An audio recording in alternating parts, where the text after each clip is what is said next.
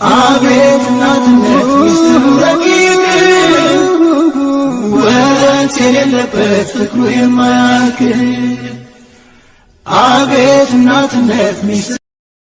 አሰላሙ አለይኩም ወራህመቱላሂ ወበረካቱ። ውድና የተከበራችሁ ውድ ቤተሰቦች እንዲሁም የቻናል ቤተሰቦች እንደምን አላችሁ? ደህና ናችሁ? ከኔ ጋር አልሐምዱሊላህ። የሰው ዘር በሙሉ ሰላም ብያለሁ። ውድ ኢትዮጵያውያን እጅግ ያመሰገንኩ። ላይክ፣ ሼር፣ ሰብስክራይብ ለምታደርጉልኝ በሙሉ ብርታቶቼ እንዲሁም በኮሜንት አስተያየታችሁን እጠብቃለሁኝ። ቪዛ ክፍል 89 እና እንግዲህ 90 በጣም በሚገርም ሁኔታ እንግዲህ ቪዛ እጅግ ተወዳጅነትን ያተረፈ ድራማ እንዲሁም ቤተሰባዊነትን የሚያስተጋባ ቢሆንም ግን ደግሞ በእህትና እህት መካከል እንግዲህ ከረጅም ዓመታት በኋላ በመገናኘት የሚደረገውን እንግዲህ የገንዘብ ለማስመለስ ያለው ጉድ እጅግ በጣም ይገርማል ማለት ነው። ሉላን እንግዲህ ሮቤል ተብዬው ከቪዛ ወረድ ብሎ ወደ ሉላ ፍቅሩን አዙሮታል። እሷ እንግዲህ ቪዛን ለማግኘት ሉላ በወጣችበት ድንገት ሮቤል እንግዲህ በመጣው ጊዜ እንግዲህ ሳያስበው በሚገርም ሁኔታ እንግዲህ እሷ እያወራች ለማንኛውም እኔ በጓሮ በር ወጥቻለሁኝ እንዳታስቢ እያለች ብትጽፍላትም ቴክስት የላከልሽ ማን ነው ሲላት እንግዲህ ዝም ብሎ ነው አንተ የምታገኘውን ሰው አገኝ እኔም ወደ ቤቴ ልሄድ ትለዋለች።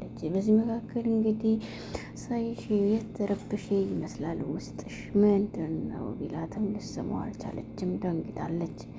እሱ ደግሞ ግራ ተጋብቷል። እንዲሁም ድንገት ሳያስበው ስማው እንግዲህ ብድግ ብላ ላጥ ብላ ስትሄድ መጀመሪያ ስታይኝ በጣም እንትን ብላለች፣ ሰርፕራይዝ ሆናለች። ያላሰበችው ነገር ገጥሟታል። የሆነችው ነገር ምን አለ እሷ እየደበቀችው ግን ደግሞ ምን ማድረግ አለብኝ በማለት እንግዲህ እሱ መጁስ ያዛል። ካዘዘ በኋላ ግን ምን የሆነች ነው ሉላ ምን ላይ ነች ይላል። እንግዲህ ሉላ ቪዛ ደግሞ እንግዲህ ሱራፌል ጋር በመገናኘት እስካሁን ድንጋጤው አልተወኝም ሊለቀኝም አልቻለም። ግን ደግሞ እንግዲህ እርግጠኛ ነሽ አላየሽም ሲላት አይ አይመስለኝም እሱም ሰው እያየ ነበር በማለት እንግዲህ ሉላ መጣች ትላክስ አድርግላት በማለት አይታናለች መሰለኝ ሀያ በማለት እንግዲህ ግን ደግሞ እቅዳችንን ሁሉ እኮ እንግዲህ ሊያበላሸው ነበር በማለት ሉላ እንግዲህ እንዴት ነሽ እኔ እንግዲህ በዚህ አካባቢ በማለት እንደው እርግጠኛ ነሽ የሚከታተልሽ አለ እንደዚህ ላጠር አይደለም የሚከታተል አይኖርም በማለት እንግዲህ እንደዚህ አይነት አስበዋል። እንግዲህ እንዳትጠራጠረኝ የምትጠራጠረኝ ከሆነ መሸወድ እችላለሁ ብያለሁ። እህቴ ሉላ እንግዲህ ለእኔ ብለሽ እጅግ በጣም ብዙ መስዋዕት እየከፈልሽ ነው ሲል ለማንኛውም ይህን ሁሉ የማደርገው እንግዲህ ለእናንተ ብቻ ሳይሆን ለራሴም ሕሊና እረፍት ስል ነው ስትል እንግዲህ ሱራፌል በደንብ እንትን ይላል። እንግዲህ ምን መርዳት እችላለሁ በማለት እንግዲህ ሰፈሯ እንኳን ጣልል አድርጋት በማለት የሚከታተል ከሆነ የሚከታተልሽ ሰው ከሌለ ምን ችግር የለውም እኔ ለማድረስ በማለት እንግዲህ አንድ እኮ ነገር ሊያስቀምጡ ይችላሉ። ይህ ሀሳብ ይቅርና በራሴ ልሄድ ትላለች። እኔ መርዳት የምችለውን ሁሉ ልረዳ። እንግዲህ ሮቤል ጋር በጣም ብዙ ነገሮች እንትን ብለዋል። ስለዚህ ከዚህ ቶሎ ብንርቅ ይሻላል። እሺ ወዴት እንደው ወደ ሮቤል ቤት እንግዲህ የቤቱ ቁልፍ አለ። ስለዚህ ራት ለስራ ትላለች ሉላ። ምን እያሰራሽና ምን እያደረግሽ ነው? አንተኛን ልትረዳና ልታደርግልን ከፈለግ እንግዲህ በምሰራው ስራ ሁሉ ጣልቃ ገብተህ አታደርጊ አትበለኝ እባክህን ሱራፌል ትለዋለች። ሁሉንም ነገር ይህን ሁሉ መስዋዕት የከፈልኩት እኔ ሮቤልን ወድጀው እንዳይመስላችሁ የእህቴን ገንዘብና ሀብት ለማስመለስ ያሰብኩበት ከዚህ በላይ ምንም አይነት ትልቅ እቅድ የለኝም። ይሄ ትልቅ እቅድ ነው፣ ምክንያቱም በዚህ መንገድ ስለሆነ። እሱ ግን እጅግ በጣም ተወዛግቧል። ፍቅር እንደያዘኝን ያስመስያለሁ እየተሳካም ይመስለኛል። እሱ ግን ተወዛግቧል ስትል እንግዲህ ስለ ሁሉምና ስለ ፍቅር ከሁሉም አሸናፊ ያንን እንግዲህ በፍቅር እናሸንፈው በምንም ልናሸንፈው አንችልም ሲል እምትዩ እየገባኝ አይደለም ትላለች። ለማንኛውም በግራም ሆነ በቀኝም እኛ አላማችን የዘርፌን ሀብት እኛ ብቻ ብቻ እንድንቀበል ነው በማለት ይህንን አካሄዳቸውን ቀይሩ ይላል። ዘርፌን እንጣላት እንጂ የሮቤልን አካሄድ እኔ ገብቼበት አውቄዋለሁኝ። ስለዚህ በጣም ቀላል ነው።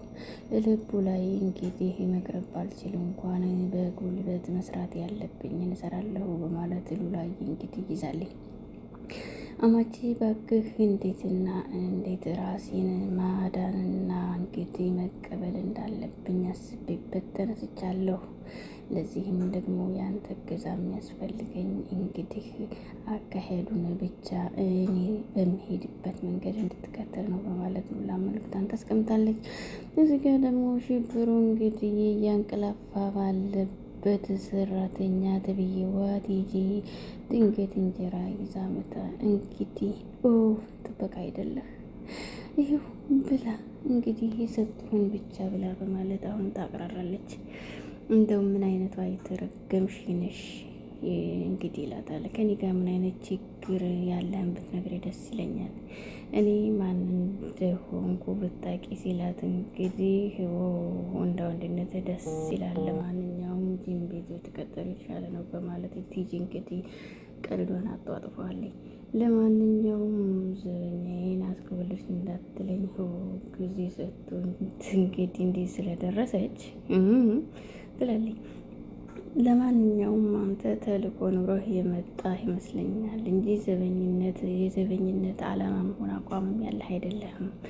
እኔ ስራ ሰው ነኝ። ችግርሽ ግን ምን እንደው ሊገባኝ አልቻለም እንግዲህ ይላታል። ለማንኛውም ምንም አይነት ችግር የለኝም በማለት እንጀራ በሚጥሚጣ ወጥ ሰጠችው። እንደው ማነሽ አንቺዬ እንደ ኩባያ ነገር ውሃ መጠጫ ተሰጭኝ በማለት ይቀልዳል። ቀልደህ ምታህል ምን አይነቱ ነው ስትል ኧረ አንቺ እንግዲህ ያመጣሽውን ያለ ውሃ ሚጥሚጣ በእንጀራ አምጥተሽ ውሃ አልሰጥም ትያለሽ። ለማንኛውም ምን አይነቷ ነች የተረገምሽ ወሬኛ ሲላት የራስ ጉዳይ። አሁንም ቲጂ ትዋረማለች። ለማንኛውም በለበላ እንደምትሆን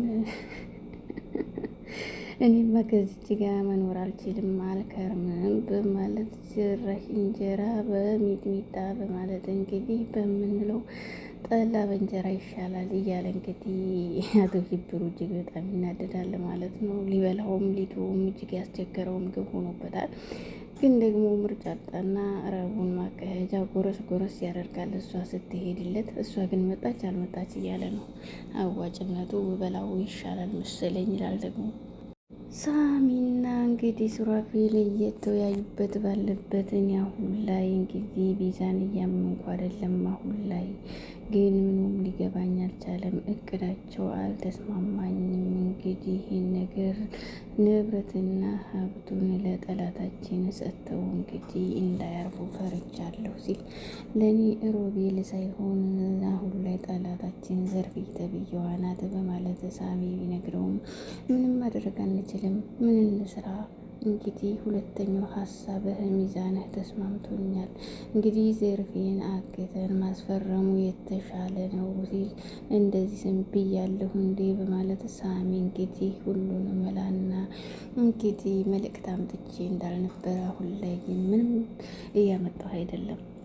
ለማንኛውም ዘርፌ እንግዲህ ንብረትና ሀብቱን በስሟ ስለሆነ ሁሉንም ብቻችን ማድረግ እንችላለን በማለት እንግዲህ ሱራፌል ታውቃለህ አይደል ይለዋል። እንግዲህ መንገድ ትራንስፖርት እንደሆነ ካርታውም እንደሆነ እንግዲህ መሬት አስተዳደር መሄድ አለብህ።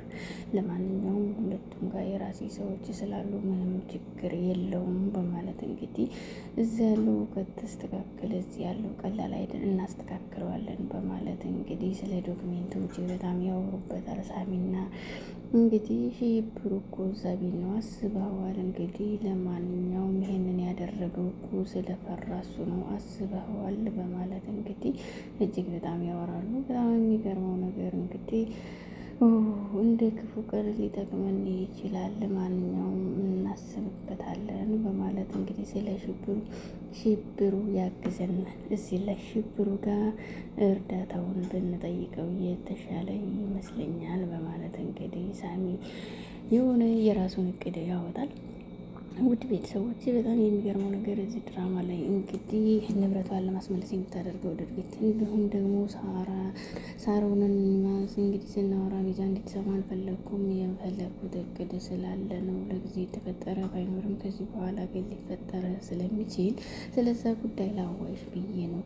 ከዘር የቤት እቃ ማውጣት ስለፈለግን ከዛም የሽብር እርዳታ ያስፈልገናል። ስለዚህም እንግዲህ ሁሉንም ነገር እንግዲህ በእሷ ስም ያሉ ንብረቶችን በሙሉ በጠቅላላ ልንወስድባት አስበናል።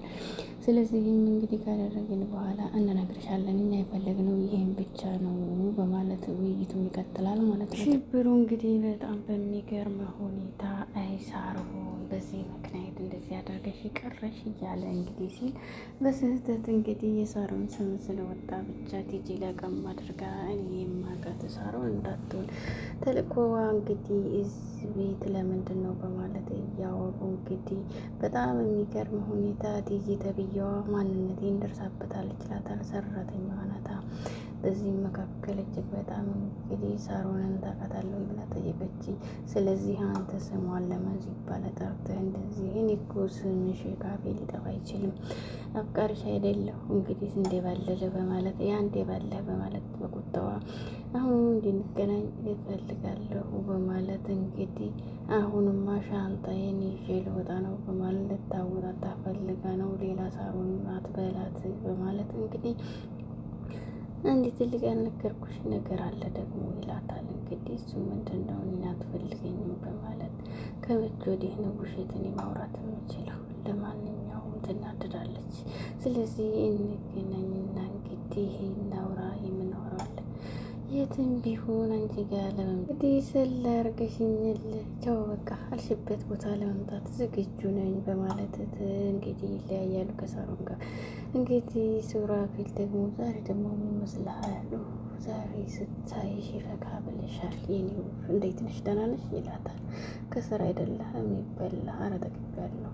ምን የምፈልገው አንቺን ሳይ ጎፈታ ላለሁ ምግብ ሳይሆን አንቺን ሳይ ያደገኛል በማለት እንግዳን ሰልተኝ ነው እንደበቃ ምግቡን የምሰለቅጠው በማለት ቀልዱን ትቀጥላለች። ወደ ቤተሰቦች ከተመቻችሁ ላይክ፣ ሼር፣ ሰብስክራይብ አድርጉ። አሰላሙ አለይኩም ወራህመቱላሂ ወበረካቱ።